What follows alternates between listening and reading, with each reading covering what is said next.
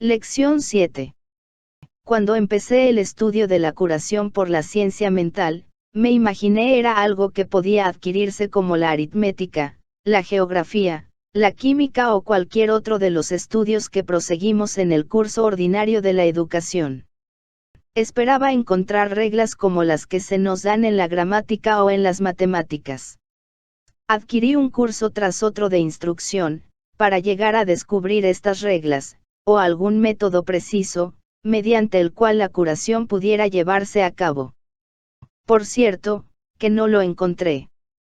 Tal vez habría en ello un secreto a voces, pero el hecho es que a mí no se me revelaba. Cada autor, a su manera, parecía empeñarse en revolucionar mis ideas, en vez de enseñarme algo práctico. Esto me impacientó, pues yo pretendía encontrar algo de tan preciso como una operación matemática que yo pudiera resolver y probar cómo pudiera hacerlo, por ejemplo, con una suma. Creo que todos vosotros estáis buscando lo mismo, amigos míos, y quiero empezar por deciros que no lo encontraréis.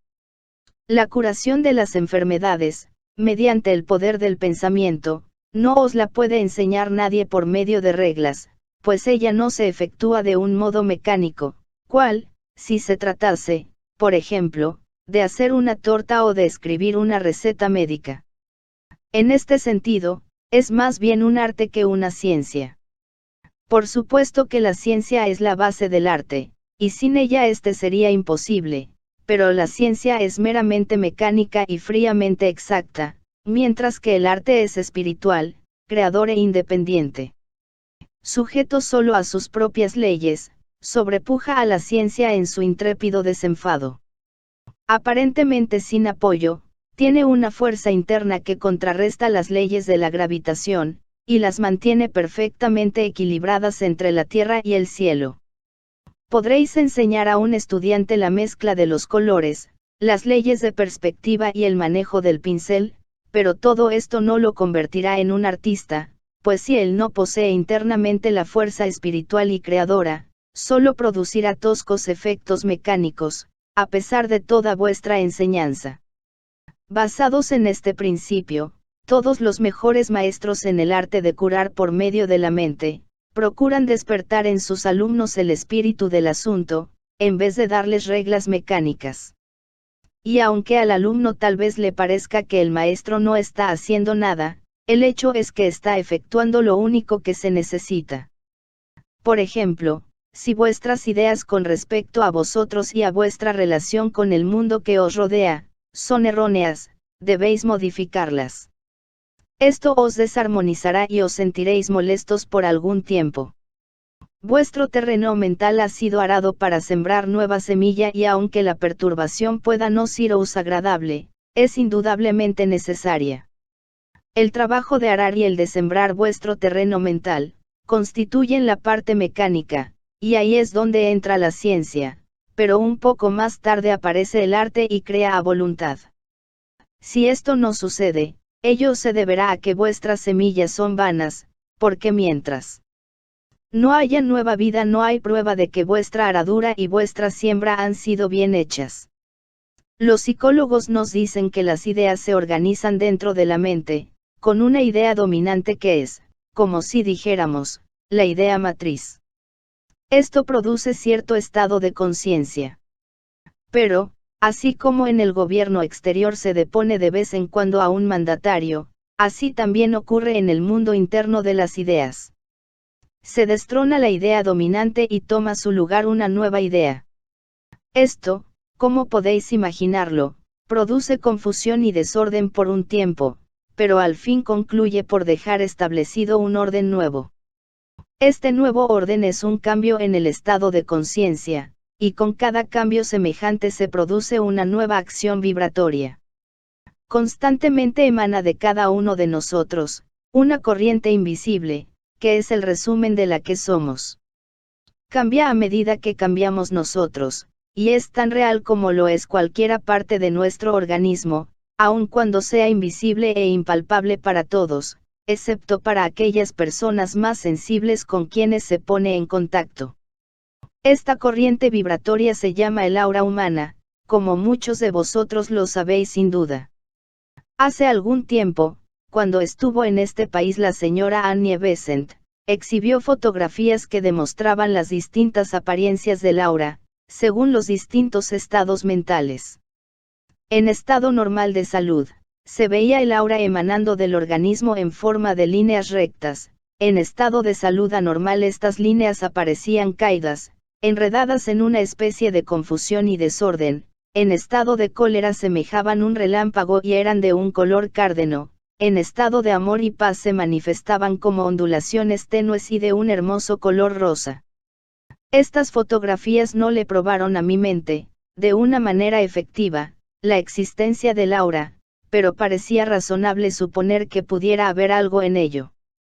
Algún tiempo después me ocurrió algo que podría asimilarse a una prueba, fue cuando estudiaba espiritismo, y pasó de la manera siguiente: me habían dado noticias de un excelente médium que vivía en Nueva York, y fui con 2 amigas a una de sus sesiones. Todas éramos completamente desconocidas para el médium, y era aquella nuestra primera experiencia en ese sentido. Éramos precisamente 17 los asistentes, nosotros inclusive, y nos sentamos formando un semicírculo o una especie de herradura, en cuyo extremo abierto se sentó el médium. Al hacer sus experimentos, el médium designaba a cada persona por un número, hizo prueba tras prueba, pero ninguna con nosotras, y ya empezaba a creer yo, que todo lo ocurrido había sido arreglado de antemano entre el médium y algunos de sus allegados, con el objeto de atraer crédulos, cuando con gran sorpresa de mi parte, oí que el médium llamaba mi número.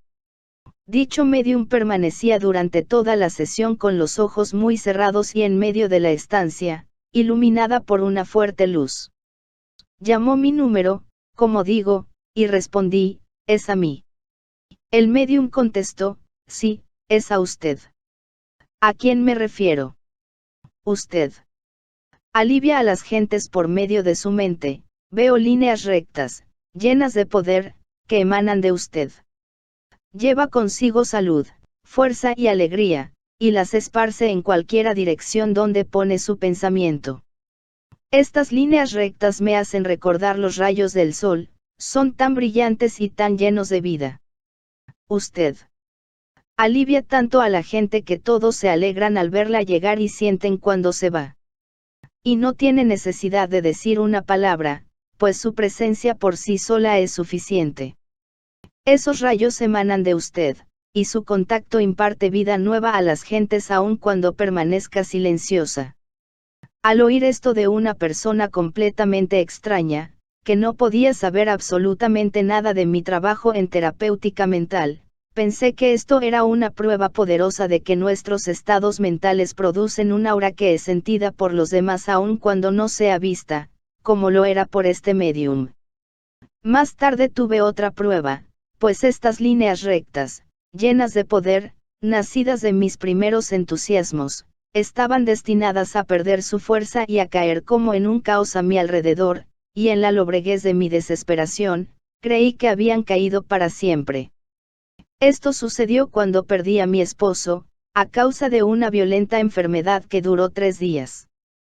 Encontrándose aparentemente en perfecta salud, cayó de súbito, derribado cual un fuerte árbol al paso de un ciclón, y yo también caí como arrastrada por la misma fuerza, y reducida momentáneamente a la impotencia. Esta fue una experiencia muy cruel, pues además de la pérdida de mi esposo, parecía haber perdido para siempre el poder curativo. Creía en él aún, pero me decía: es para otros, y no para mí. Jamás podré emplearlo otra vez. La vida ya no me ofrecía aliciente alguno, solo me preocupaba un deseo, un pensamiento, el de obtener una palabra de mi amado al través del velo que lo ocultaba.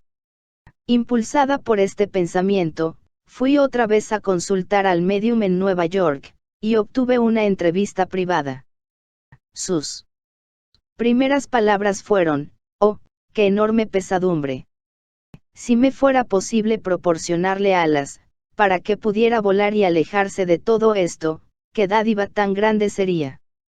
No es así. Nada dijo en esta ocasión acerca de líneas rectas o de rayos solares que emanasen de mí. Todo era tenebroso, pesado, inarmónico y depresivo. Estas palabras me demostraron cuánto había cambiado mi aura, pero no estaba decretado que ello debiera permanecer así. Poco después de la muerte de mi marido, vino a verme una amiga, y a pedirme asistiera a su hijito, víctima de un envenenamiento con leche que había permanecido demasiado tiempo en el esterilizador. La criatura vomitaba una materia verdosa y se encontraba en un estado de suma gravedad. Recuerdo cómo la miré, con ojos en que los párpados me pesaban como plomo, y le respondí, ¿cómo puede usted pedirme esto? Si he perdido al único ser en el mundo a quien hubiera salvado si hubiera podido, con seguridad que menos podré hacer algo por su niño. No, ya no me será dable curar a nadie otra vez, pues he perdido el poder.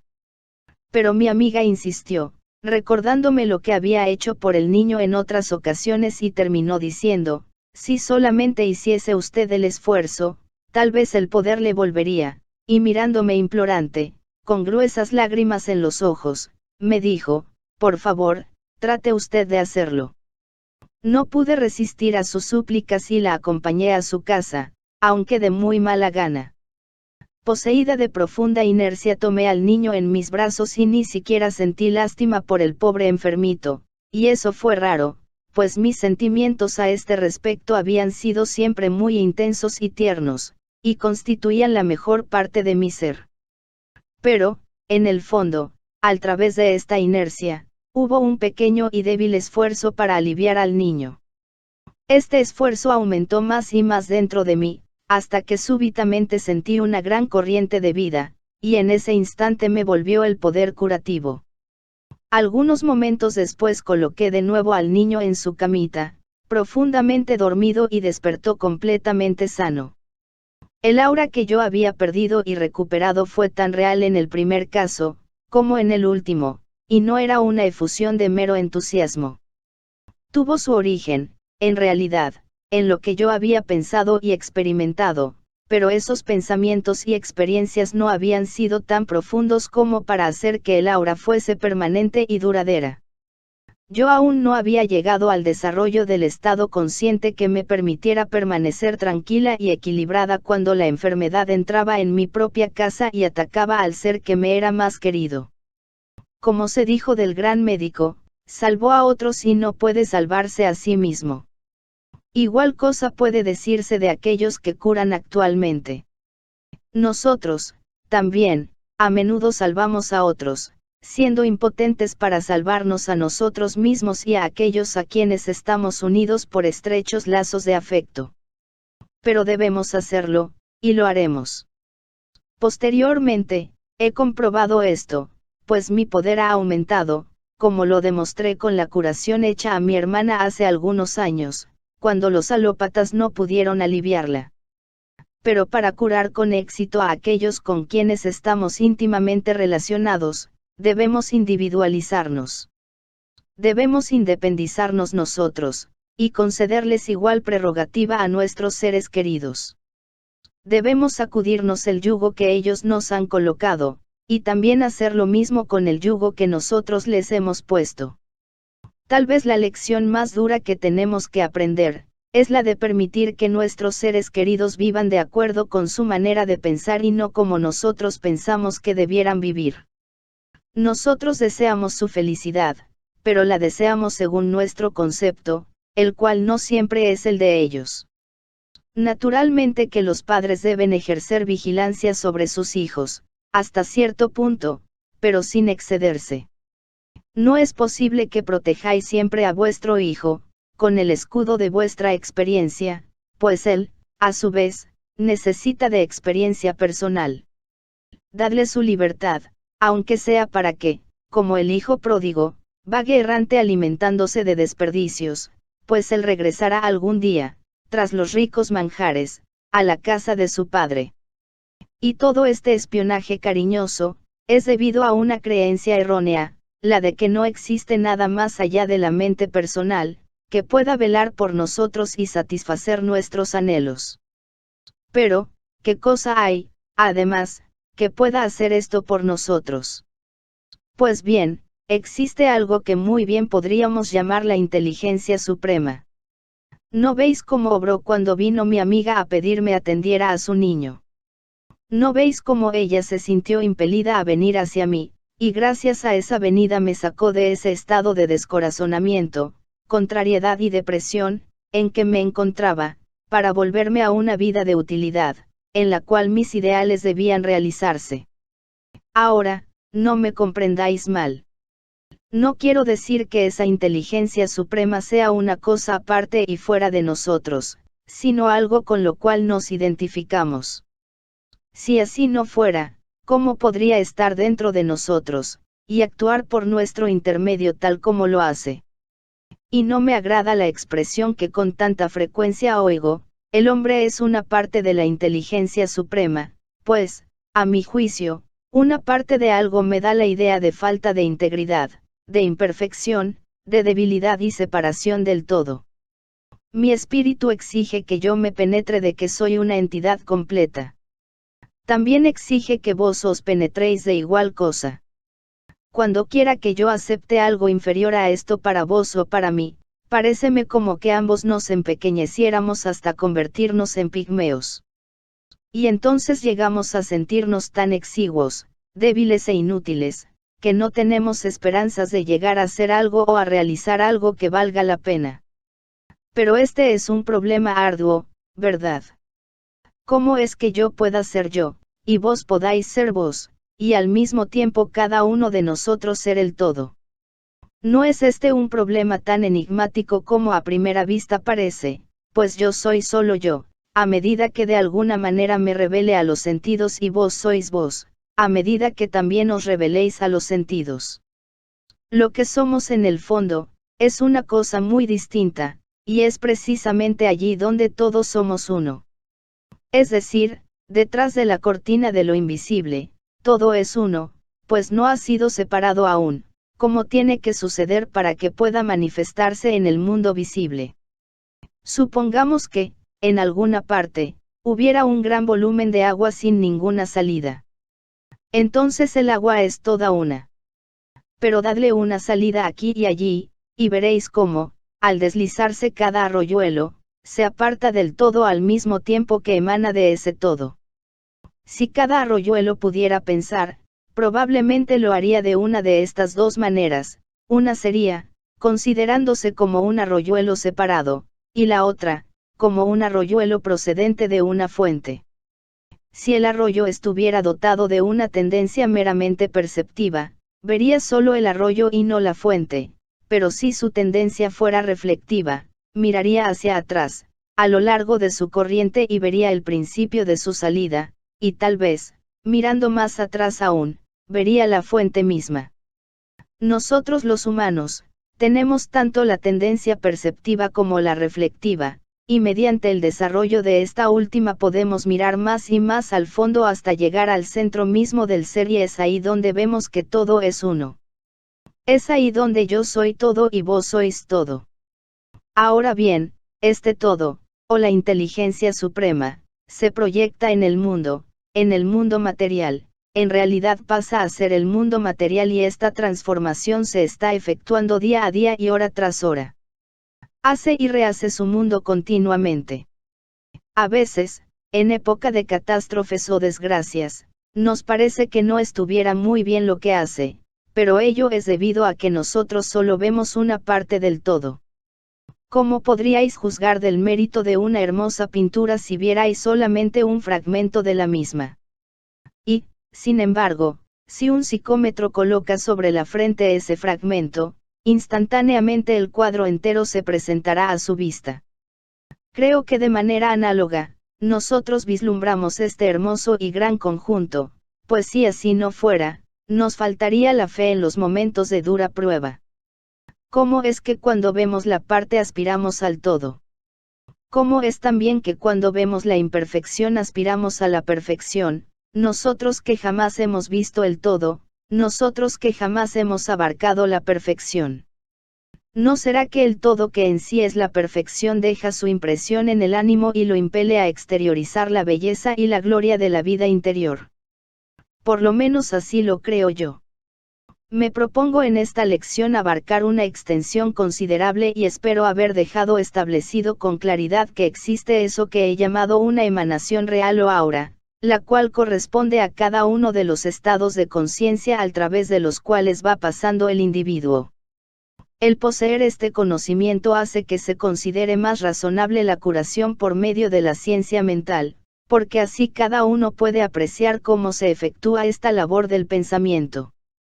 Confío en que también habré demostrado claramente que no es posible asimilarse el poder curativo mental en una forma mecánica, o fríamente intelectual, aun cuando los pasos conducentes a la facultad de producir la vibración terapéutica, puedan ser más o menos metódicos y por consiguiente, mecánicos. También he patentizado, mediante la reseña de incidentes ocurridos en la experiencia de mi propia vida, que un fracaso aislado no debiera descorazonarnos, aunque llegue a ocurrir cuando hayamos alcanzado a una altura donde todo éxito parecería asegurado. He tratado de dar una palabra de aliento a todas aquellas personas que tienen en tratamiento a miembros de su propia familia y no han alcanzado el éxito que anhelaban. A todos ellos les he de repetir, no os dejéis alucinar exclusivamente por la idea del parentesco, ora se trate de padre o hijo, de marido o de mujer, cuando haya de por medio la vida de otro. Henchido el corazón de amor, permaneced, sin embargo, tranquilos y serenos, claramente conscientes de vuestra unidad con el Todopoderoso. A menos que procedáis en esta forma, fracasaréis seguramente. Y no presumáis de que tenéis que realizarlo todo mediante la improvisación de métodos fundados en vuestra cotidiana experiencia. Dejad también que algo efectúe la suprema inteligencia dentro de vosotros. Resignaos ante la idea de que los seres que os son queridos desaparezcan de vuestra vista y confiad en que esa misma inteligencia ha de velar por ellos. Cuando estén lejos del hogar y de vuestros solícitos cuidados, no los sigáis con pensamientos de inquietud y ansiedad, pues tales pensamientos son un veneno para ellos y para vos. Por mucho tiempo he sentido que hay un primer paso esencial en el arte de la terapéutica mental, desechar la idea de debilidad en nosotros mismos, y realmente no concibo cómo podamos hacer esto, si colocamos a Dios fuera de nosotros. Por este motivo muy rara vez empleo la palabra Dios, pues me trae a la mente la idea antigua y errónea, que por tantos años tuve acerca del Ser Supremo. Pero la nueva concepción de Dios, no ha aminorado mi sentimiento religioso, ni soy por ello menos devota, porque ahora Dios, el amor supremo, Dios, la inteligencia suprema, es para mí el misterio trascendental que a diario y continuamente se nos revela, y es a este Dios a quien adoro, a este Dios que verdaderamente es nuestro sostén constante en momentos de aflicción, a este Dios que alivia nuestras enfermedades y que ha de renovar las fuerzas de aquellos que se consagran a su servicio, así como ha de darles alas para remontar la altura, energía para recorrer sin cansancio la senda de la vida, y valor para hacer frente a la adversidad y al infortunio. Lección 8. Voy a referiros una experiencia singular, que creo será útil, por cuanto ella parece dar forma real a muchas cosas que se diría intangibles. Sabéis que hemos considerado el pensamiento, la emoción, la influencia espiritual y la experiencia interior, como cosas imaginarias comparadas con otras, como la carne y la sangre, las casas y los terrenos, el dinero y los bienes. Fue esta idea ficticia que se tiene con respecto a la vida interna y al valor indebido que se da a las riquezas, lo que hizo que el joven de la leyenda bíblica se entristeciera cuando se le dijo que vendiese todos sus bienes y siguiera en pos de Jesús. Al joven le pareció que al hacer esto, se desprendía de lo real, sin recibir nada en cambio. Se fue muy apesadumbrado, pues sentía ansias por algo superior a lo que sus casas y tierras podían procurarle, pero ese algo no estaba suficientemente definido para hacerlo objeto de su ambición. Siendo un joven de buen criterio, al cual debía la adquisición de sus riquezas, Es natural que le pareciera imprudente el desprenderse de todo aquello, que era tan real, para perseguir una quimera. Si pudiéramos seguir la historia de este joven, indudablemente encontraríamos que a medida que su visión interna se desarrollaba, iba convirtiéndose en realidad, mediante esa visión, todo lo concerniente al espíritu, y es precisamente de esta realidad, sentida y experimentada por mí, de la que desearía hablar. Al leer con profundo interés un libro intitulado, La senda perfecta, fue tan grande mi impresión, que sentí como si mi espíritu fuera presa de una poderosa exaltación. Fui transportada del medio ambiente en que me encontraba, hacia una atmósfera de pensamiento enteramente nuevo. Las cosas terrestres me parecían burdas y groseras y me figuraba ver mundo tras mundo, de mayor y mayor grandiosidad y hermosura. A medida que proseguía mi lectura, iba perdiendo toda conciencia de mí misma, a excepción de esta sola sensación, un dolor agudo y penetrante en la palma de las manos, y en el empeine de cada pie, algo así como si me estuviesen perforando en esos puntos. Esta sensación fue tan marcada y continua, durante la lectura del libro, que cuando lo terminé, no pude menos de hablar de ello a mi hermana. Aunque nos pareció extraño, no nos lo pudimos explicar por entonces. Algún tiempo después, leyendo un libro por el Dr. Franz Hartmann, encontré en él la siguiente explicación: en personas extremadamente sensibles, ocurre a menudo, que al despertar al estado espiritual se producen manifestaciones físicas en su organismo. Es histórico el hecho de que ha habido monjas, a las cuales ha ocurrido que estando en profunda meditación sobre el sacrificio de Jesús en la cruz, les ha aparecido en la frente un facsímil de la corona de espinas delineado como con puntos de sangre, y han sentido al mismo tiempo la angustia del dolor producida por los clavos que atravesaban las manos y los pies. Si mal no recuerdo, el Dr. Hartmann habla de estos signos como indicaciones que se producen con el advenimiento, a la mente consciente, del principio Cristo. Los psicólogos fácilmente se explicarían este fenómeno atribuyéndolo a histerismo o a supersensibilidad, pero para mí, esa no es buena explicación, pues aun cuando la condición mental en dicha experiencia debe ser extremadamente sensible, eso no significa que sea necesariamente alucinación o desarreglo mental. Verdaderamente sé que no es así. Si yo, antes de haber leído el libro, La senda perfecta, hubiera conocido la explicación que da el Dr. Hartmann, habría pensado que la sensación que experimenté al través de las manos y de los pies, había sido efecto de la imaginación, o de saber que esto había ocurrido otras veces, pero entonces yo ignoraba todo eso. He sabido que estudiantes de medicina, con frecuencia contraen la enfermedad que están estudiando, pero esta experiencia mía en aquella época, fue del todo inopinada y sin precedente, siendo para mí una sorpresa y algo que yo no podía absolutamente explicarme. Todo esto ahora me parece muy sencillo, pues veo claramente que el nacimiento de Cristo no solo es un hecho universal, sino también uno particular. Creo que hubo un momento en que Cristo nació en Jesús. También creo que hay un momento en que Cristo nace en cada uno de nosotros, y que es real y verdaderamente un nacimiento a una vida nueva. Cuando esto ocurre, creo que lo primero que comprendemos es lo que significa la inmortalidad, pues entonces sentimos sus vibraciones, que son muy distintas a aquellas que hemos experimentado en otros estados de conciencia. El joven se alejó apesadumbrado, buscaba la vida eterna, pero no podía encontrarla, porque Cristo todavía no había nacido dentro de él. Todas las cosas son buenas, ya sean del mundo interno o del externo, pero existen grados de bondad, y creo que la bondad perteneciente a lo interno o lo más íntimo, es la mejor de todas. Procuremos aprender más y más de lo concerniente a esta maravillosa vida interna, de la cual sabemos tan poco, porque la personalidad pensante, la que actúa, aquella acerca de la cual sabemos algo, es solo una parte del todo. Yo, por ejemplo, hago mucho más de lo que me imagino, llevo el alivio a las personas por medio de mi mente consciente, pero hace poco he sabido que en realidad llevo ese alivio a muchas más, mediante la mente subconsciente, o sea, aquella parte de mi ser que no está, por decirlo así, bajo la mirada vigilante de mi mentalidad.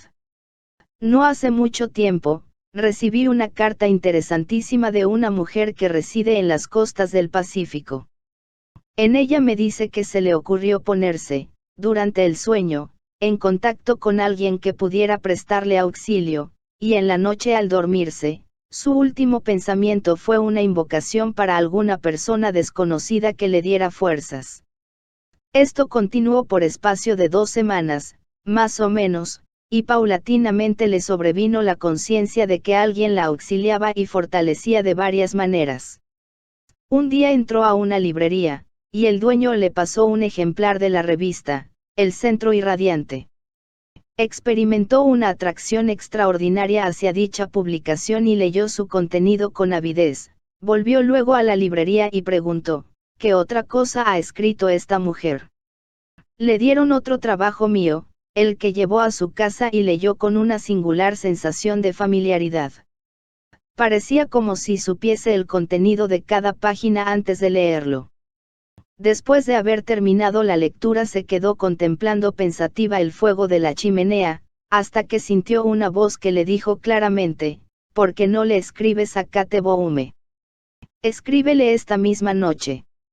Y al propio tiempo le vino a la mente la convicción de que era yo quien la había auxiliado durante su sueño.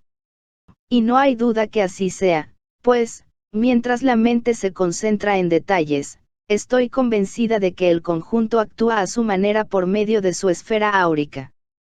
¿No comprendéis cómo puede ser esto? ¿No comprendéis cómo puede el conjunto expresar una frase completa, mientras la parte pronuncia solo algunas palabras? Supongamos que os encontráis con 2 personas y ambas os dan los buenos días. Ambas usan las mismas palabras, y, sin embargo, cuán distinta es la respectiva impresión. ¿Sabéis en qué consiste la diferencia? En que recibís la respectiva vibración de la personalidad completa a través de cada uno de esos buenos días. Lo que hacéis y lo que decís lleva el sello de lo que sois. Podéis decir, buen día, de manera que quiera decir muy mal día, o podéis decirlo de manera que infunda una alegría semejante al lucir de un sol, tras de una noche tenebrosa. Creo con sinceridad que, para alcanzar el desarrollo inherente a la adquisición del poder curativo, no importa cuáles sean vuestras creencias religiosas. Ya seáis protestante, católico romano o ciencia mentalista, con tal que haya nacido el Cristo dentro de vosotros, podréis adquirir la aptitud de curar. Naturalmente creo que el nuevo pensamiento, el cual no es otra cosa que el renacimiento de un antiquísimo pensamiento, es un camino corto hacia la luz, y por esa razón yo lo sigo. Si alguna otra persona encuentra por sí misma un camino más corto que el mío, le deseo el éxito más completo. Se ha dicho que todos los caminos conducen a Roma, y de la misma manera puede decirse que todos los caminos conducen al centro de la verdad divina, siempre que sigáis por cualquiera de ellos durante algún tiempo. Por mi parte, estoy cansada de los largos años anteriormente pasados, como si dijéramos, en el desierto, y he encontrado ya mi puerta de salida. Los que así lo deseen, pueden acompañarme, Dios los bendiga. Aquellos que no quieran venir, sigan el camino que les plazca, sean también ellos bendecidos. Lo que más pronto os conduzca al estado de sentir amor por toda la humanidad, eso debéis conceptuarlo como lo mejor para vosotros, pues solamente encontrándoos en ese estado podréis ser aptos para curaros a vosotros mismos y a los demás.